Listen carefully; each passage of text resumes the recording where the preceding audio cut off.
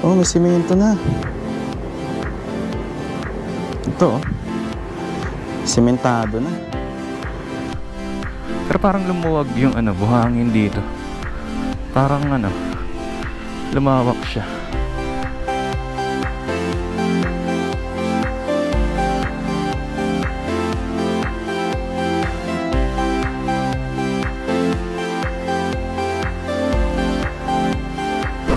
Alright, kumusta kayong lahat?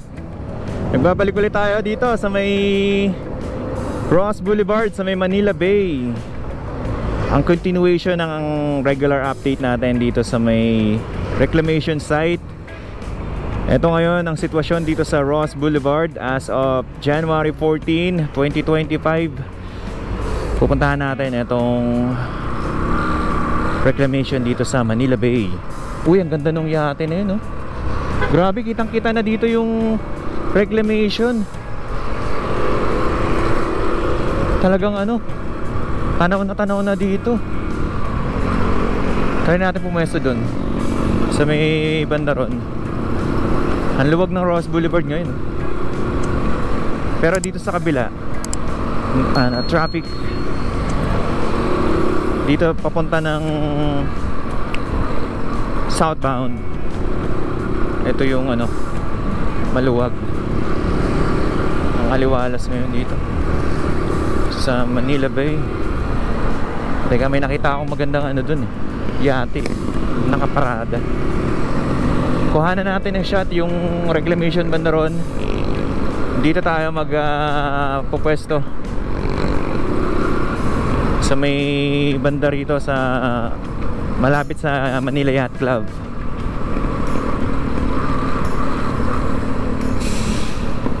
Grabe, ang haba na pala ng nung naaabot nung Pasay Harbor reclamation. Okay. So ito yung public restroom na ginawa para dito sa Manila Bay Dolomite Beach na never naman nagamit. Ayan, hanggang ngayon sarado pa rin siya. Pwesto tayo rito. Tignan natin kung ano yung sitwasyon ngayon dito. Ito na ngayon yung Manila Yacht Club. Tinanggal na nila yung harang dito. Dati may harang to rito eh. Daming mga yate nakaparada dyan. Ang ganda sana nito kung malinis dito. Kaso may mga maliliit na mga basura na mahirap linisin. Pero parang lumuwag yung buhangin dito. Parang lumawak siya.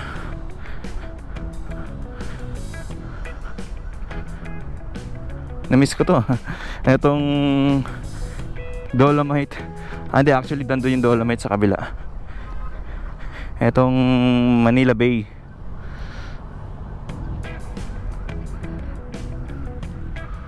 Ay, mga nagbabangka. Tapos nandun banda yung reclamation. Actually ang haba niya na eh. Punta tayo dun sa sa MOA. Mas maganda yung view dun eh.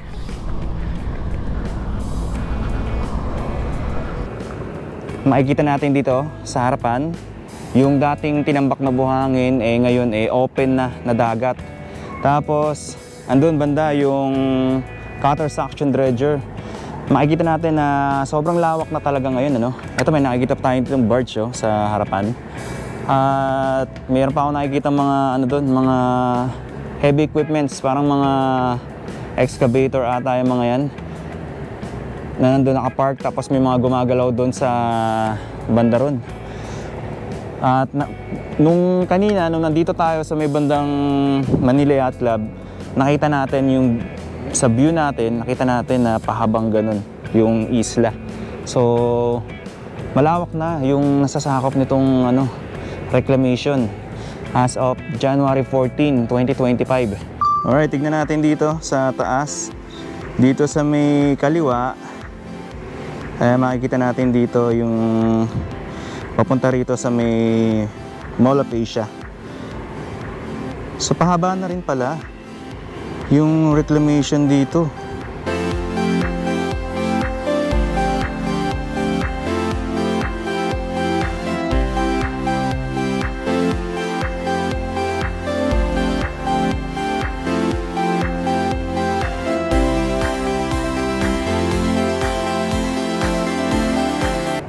Alright, so dito may makikita tayong barge. Ito yung barge na nakapwesto rito sa gilid. Ito yung ano ngayon. Max altitude reached.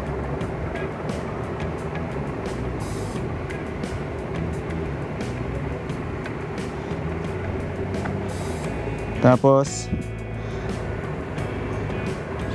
ayun, sobrang ano na, layo na ng ano. Hindi ko na lang masyadong idediretso yung drone papunta dun sa taas kasi medyo konti na lang yung battery. Pero as you can see, ganito na kalawak ngayon. Tsaka mas ano na siya, mas pino na, at tsaka mas pantay na yung buhangin. Ito yung sa may Paseo Palisok. So ito yan, bali Max altitude reached. isang buo na siyang ano. Tapos dito parang may ano na sila, oh. Parang may mga na ano na sila, na semento na sila rito. Oh, Max altitude reached. sobrang ano, lawak na pala talaga. Ito parang simentado na, oh. Oh, may simento na. Max altitude reached.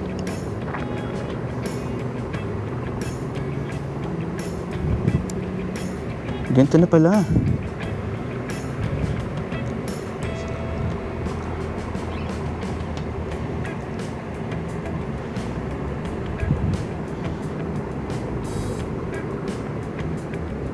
Tapos parang may isang isla ron na nakaseparate.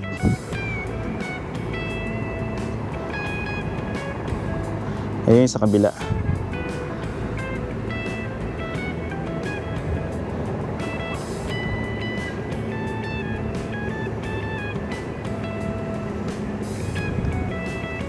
Ito na siya. Napakalawak na nga.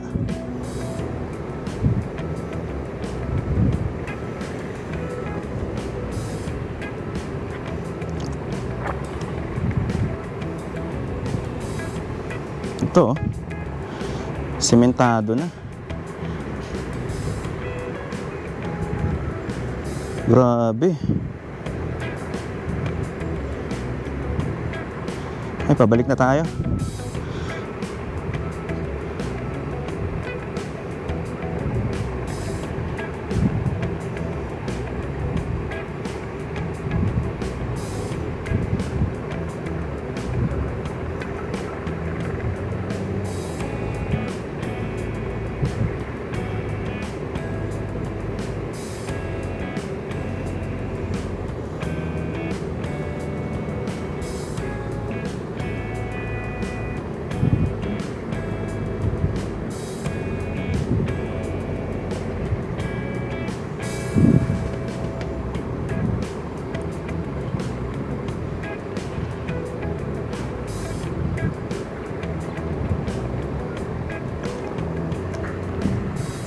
Alright, pabalik na tayo. And eto na nga ngayon, etong Manila Bay Reclamation.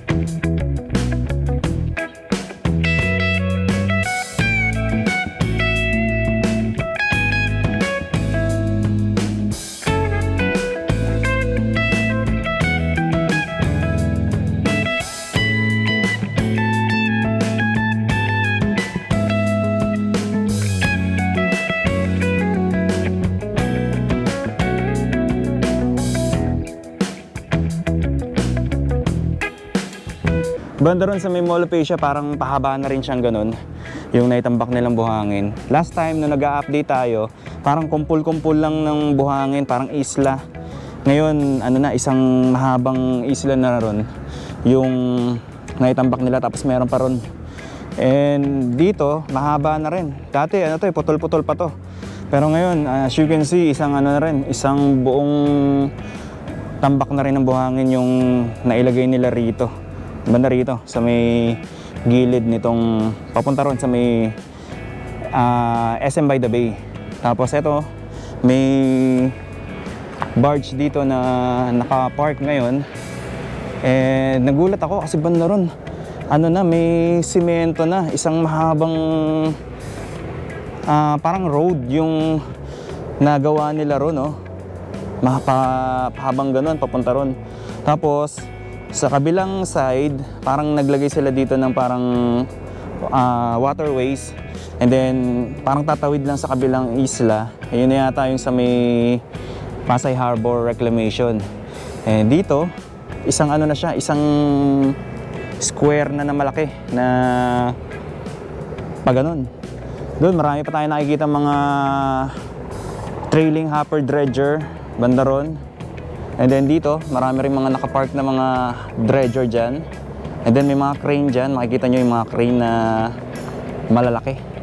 Talagang ano, tuloy-tuloy yung reclamation ngayon. So ito yung unang update natin as of January 14, 2025 about dito sa reclamation dito sa Manila Bay. Ayun, marami pang mga naka-standby doon ng mga dredger. Alright, maraming salamat sa pagsama sa akin sa simpleng update natin. Magkita-kita po ulit tayo sa mga susunod na updates. Thank you so much and God bless po sa inyo lahat.